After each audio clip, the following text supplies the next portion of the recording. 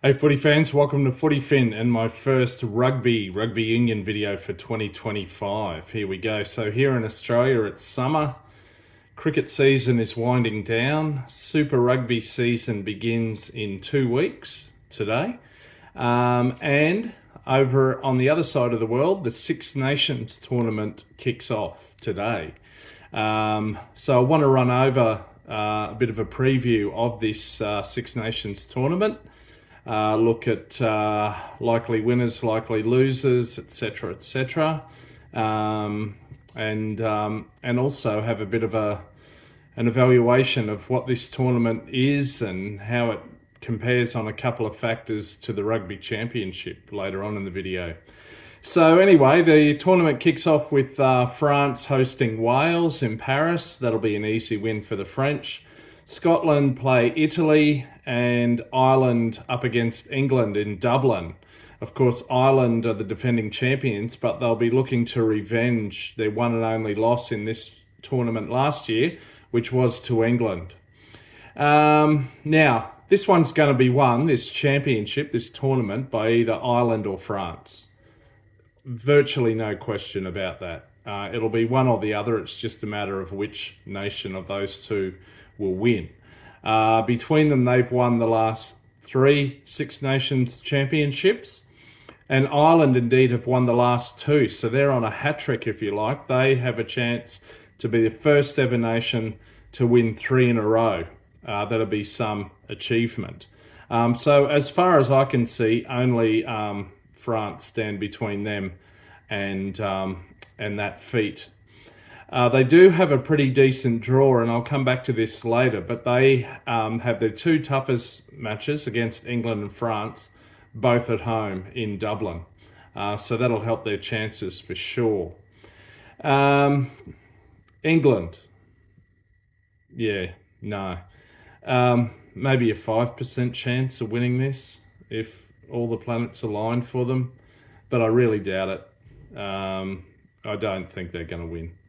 Scotland, some people were talking up their chances, but their captain, Sione Tuipulotu, has been ruled out with injury. The Samoan Australian with a Scottish grandmother who played for Australia under 20s, he's out, so that's a massive blow to their chances. Scotland have actually never won the Six Nations. They won the 5 Nations in the 90s and prior to that. I'd love to see them win, but this year won't be their year, sadly.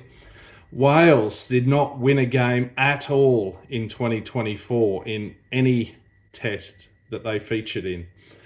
So they're sort of hoping, obviously, to turn that around. But under coach Warren Gatland, who's been there forever and a day and basically can't get sacked, I believe Gatland will never get sacked by the Welsh Rugby Union. He'll leave on his own terms. It'll be interesting to see how they go. Italy, they beat Wales for the first time, I believe, in the tournament last year. They'll be looking. They were narrowly beaten by England, just 3 points. England came from behind, scored on the back of a questionable forward pass that wasn't pulled up. They'd be loving the prospect of getting at least 2 wins on the board this year, no doubt. So anyway, it's basically going to be Ireland or France to win this one, and it might just come down to injuries or the clash between the two in Dublin might decide it. So yes, so we've got 5 rounds of this championship over 7 weekends. There's a couple of break weekends.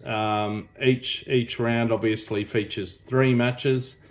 It's a bit of an exciting time, particularly as I've said on other videos. I lived in Dublin for 2 years. I've attended a couple of Six Nations matches in Dublin. Great atmosphere. As I say, a lot of rugby happening over the course of 7 weekends between now and mid-March, which is great, particularly when it's still winter and the weather's kind of still bleak and cold and the days are quite short. So that aspect is very exciting. And of course, with most of the nations being quite close together geographically, it's easy enough for away fans to travel to follow their team. I have heard a couple of pundits in the media, and they've all been English, the ones I've heard, say that this is the best annual rugby tournament in the world.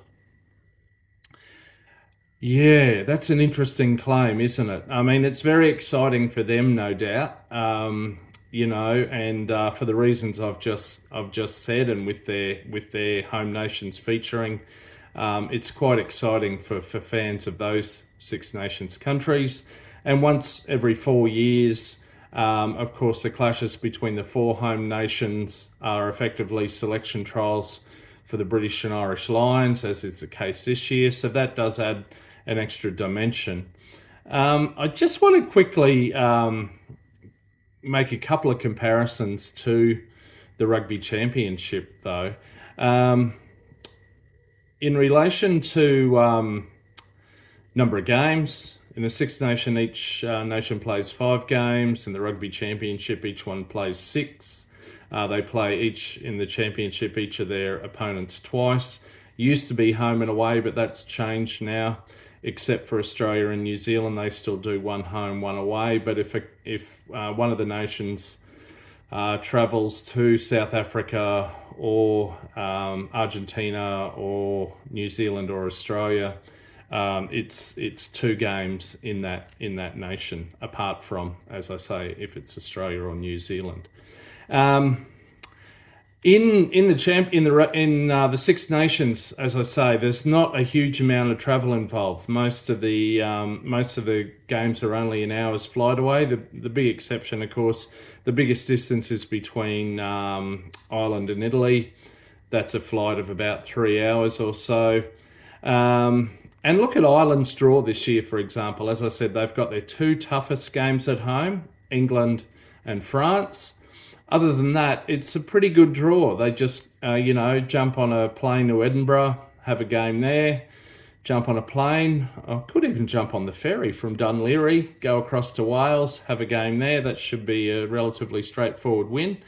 And then I think it's in the final round, they go over to Rome for a bit of a mini break. And they would be expected to win that one. Compare that to the Rugby Championship. As I said, there's travel in any year to the other side of the globe. So the Wallabies, for example, last year travelled to Argentina. This year they will travel to South Africa instead of England. Argentina will come to Australia. South Africa will go to New Zealand. So huge amounts of travel there. And look, I will just point out one other thing. Amongst the Six Nations, there have been 10 Rugby World Cups. Amongst the Six Nations, all Six Nations combined have only ever won 1 Rugby World Cup out of the 10. From the Rugby Championship sides, 9 World Cup titles have been won. Even lowly Australia has won twice as many Rugby World Cups as all of the Six Nations teams combined. Bit cheeky of me, but I threw that one in there. I would say overall, that aside though, I would say the Rugby Championship is the more grueling tournament. I would say that much. But beyond that, who cares? Why is it important for people to claim that this is the best or that is the best? It's all a matter of personal opinion. It's like these greatest of all time claims about various players. I don't really buy into that.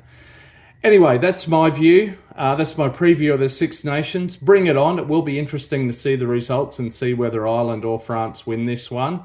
Until next time, I'll be previewing Super Rugby soon. I've got a bit of a wrap of the Queensland Reds who are travelling to Bristol and Belfast in the current fortnight. But until next time, maybe catch me around the middle of a rolling mall. See ya.